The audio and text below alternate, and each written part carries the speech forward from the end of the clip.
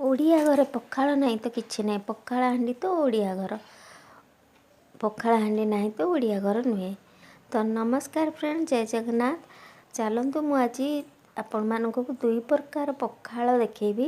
ପଖାଳ ଦିବସ ଆସୁଛି, ମାର୍ଚ୍ଚ ମାସ ଆସିଗଲା। ଆତ୍ମଶାନ୍ତି ହେବା ପାଇଁ ପଖାଳ ଭାତ ଖାଇଲେ ପେଟ ଥଣ୍ଡା ରହିବ, ମୁଣ୍ଡ ବି ଥଣ୍ଡା ରହିବ। ତ ଦେଖନ୍ତୁ ମୁଁ ଏଇଠି ଭାତ ରାନ୍ଧିକି ଭାତଟାକୁ ଟିକେ କଅଁଳ କରିବେ, ନରମ କରିବେ, ମୁଁ ଦୁଇ ଜାଗାରେ ନେଇଯାଇଛି। କାରଣ ଦୁଇଟା ମୁଁ ଛୁଙ୍କ ଦିଆ ପଖାଳ ଅଲଗା ଅଲଗା କରିବି। ଆପଣ ଦୁଇ ପ୍ରକାର ଦେଖନ୍ତୁ। ତ ମୁଁ ଏବେ ଗୋଟେରେ 4 ଚାମଚ ଦହି ପକାଇ ଦେଉଛି। ଦେଖନ୍ତୁ ଆଉ ଗୋଟେରେ ବି 4 ଚାମଚ ଦହି ପକାଇଦେବି, କାହିଁକି ଦୁଇଟା ଯାକ ଯେଉଁ ଛୁଙ୍କ ଦେବି ଅଲଗା ଅଲଗା ଦେବି, ଆଉ ଟେଷ୍ଟ ବି ଅଲଗା ଆସିବ। ପଖାଳ ଖାଇଲେ ମଜାଟା ଅଲଗା ଆସେ। ପଖାଳ ଖାଇଦେବା, ଆତ୍ମା ଶାନ୍ତି ହେଇଯିବ, ଶୋଇପଡ଼ିବ, ବହୁତ ବଢ଼ିଆ ନିଦ ବି ଆସିବ। ଦେଖନ୍ତୁ ମୁଁ 4 ଚାମଚ ପକାଇଦେଲି। ଆଉ ଗୋଟେରେ ମୁଁ ଧଣିଆ ପତ୍ର ପକାଉଛି। ଦେଖନ୍ତୁ ଛୋଟ ଛୋଟ କଟିକି ଧଣିଆ ପତ୍ର ରଖିକି ଦେଇଥିବେ, ତାକୁ ପକାଇଦେବେ। ବେଶୀ ଆଇଟମ୍ ଗୋଟେ ଭାତରେ ପକାଇଲେ ଖାଇବାକୁ ଏତେ ଟେଷ୍ଟି ଲାଗେନି, ସେଥିପାଇଁ ମୁଁ ଦୁଇ ପ୍ରକାର ଦେଖାଉଛି।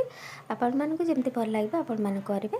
ତାପରେ ଦେଖନ୍ତୁ ମୁଁ ଗୋଟେ ଛୋଟ କଡ଼ା ନେଇଯାଇଛି ଛୁଙ୍କ ଦେବା ପାଇଁ। ମୁଁ ଗ୍ୟାସ୍ ଅନ୍ କରିଦେଲି, ଆଉ ସେଇଠି ମୁଁ ଟିକେ ତେଲ ପକାଇ ଦେଇଛି।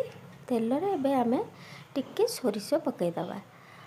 ଏଇଟା ବହୁତ ଟେଷ୍ଟି। ମୁଁ ଆଜି ଯେଉଁ ଆଇଟମ୍ ଗୁଡ଼ାକ ଅଛି ଖାଲି ଆଇଁଷ ଆଇଟମ୍ କରିଛି ପଖାଳ ଖାଇବା ପାଇଁ। ଆଉ ବିଭିନ୍ନ ପ୍ରକାର ଆର ବର୍ଷ କରିଥିଲି ସବୁ ଆଇଟମ୍। ପଖାଳ ତ ସବୁ କିଛି ଭଲ ଲାଗିବ, ଯେଉଁ ଜିନିଷ ବି କରିଦେଲେ ଭଲ ଲାଗିବ। ପୋଡ଼ା ଦଳା ଚକଟା ଚକଟି ତ ମେନ୍ ପଖାଳ। ଆଉ ଏଇ ଦେଖନ୍ତୁ ମୁଁ ଟିକେ ସୋରିଷ ପକାଇ ଦେଇଛି। ସୋରିଷଟା ଦେଖନ୍ତୁ ଫୁଟିଗଲାଣି। ଫୁଟିଗଲେ ମୁଁ ଆ ଦେହରେ ଏବେ କିଛି ପକାଇବିନି। ଟିକେ ଅଦା କୋରିକି ରଖିଥିଲି, ସେ ଅଦା କୋରା ଟିକେ ପକାଇବି, ଆଉ ଲଙ୍କା ପକାଇବି। ଏ ଦେଖନ୍ତୁ ସୋରିଷଟା ଆମର ବଢ଼ିଆ ଫୁଟିଗଲା। ଆଉ ଏମିତି କରିକି ଖାଆନ୍ତୁ, ଦେଖିବେ କେତେ ଟେଷ୍ଟି ଲାଗିବ। ଅଦା କୋରିକି ରଖିଦେଇଥିଲି, ସେଇଟା ଟିକେ ପକାଉଛି, ଆଉ କଞ୍ଚା ଲଙ୍କା ପକାଉଛି। ଗୋଟେ କଞ୍ଚା ଲଙ୍କା ମୁଁ ନେଇଛି, ବେଶୀ ନେଇନି। ତ ଏବେ ହେଇଗଲାଣି ଏଇଟା। ଏବେ ଗ୍ୟାସ୍ ବନ୍ଦ କରିଦେବା। ତ ଆଗରୁ ଆମେ ଯେଉଁ ପକାଇକି ରଖିଥିଲେ ଦହି ଆଉ ଧଣିଆ ପତ୍ର, ଏବେ ଏଇ ଛୁଙ୍କଟା ତା ଦେହରେ ପକାଇଦେବା।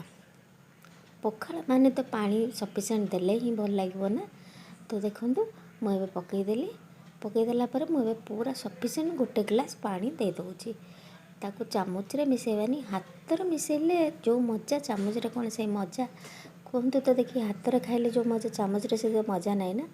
ମୁଁ ତ ହୋଟେଲରେ ଗଲେ ବି ହାତରେ ଖାଏ। ଦେଖନ୍ତୁ ଲୁଣ ଟିକେ ପକାଇ ଦେଇ ତାକୁ ଗୋଳେଇ ଦେଲି। ଆଉ ଏଇଟା ବହୁତ ଟେଷ୍ଟି ଲାଗିବ।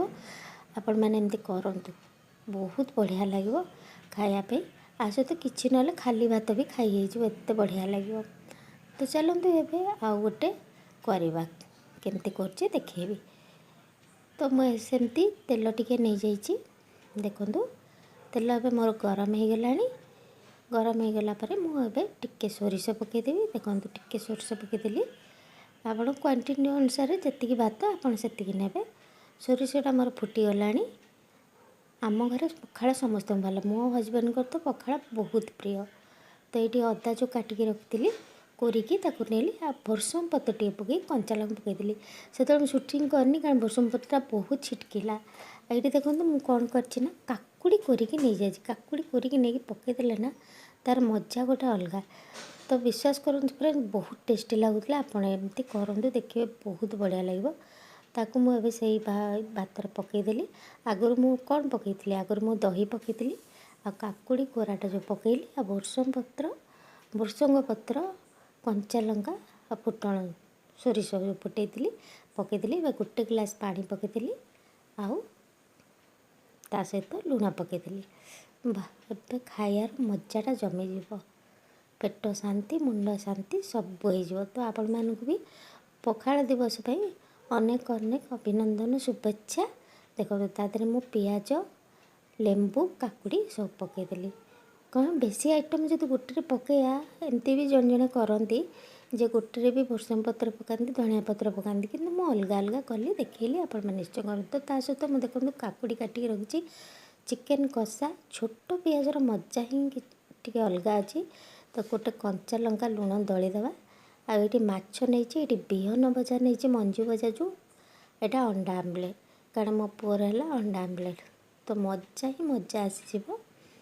तो आपण मैंने भी एमती करके खातु बहुत टेस्टी लगुला फ्रेंड्स बहुत बढ़िया लगुला आपण मैंने खाते एमती कर बड़ी चूरा आलू भजा तो आहरी मजा लगे कि आयुष सहित मुझे किसी खाएनि बोली खाली ये कली तो आपण मैंने एमती से करूँ पखाड़ दिवस आत्मा शांति कर पखाड़ खातु ओडिया माने ही पखाड़ खाइबा निहाती दरकार पखाड़ तो ये फेमस रही फरेनर माने भी खाइले तो देखो मोर आइटम सब तो रोची फ्रेंड जय जगन्नाथ।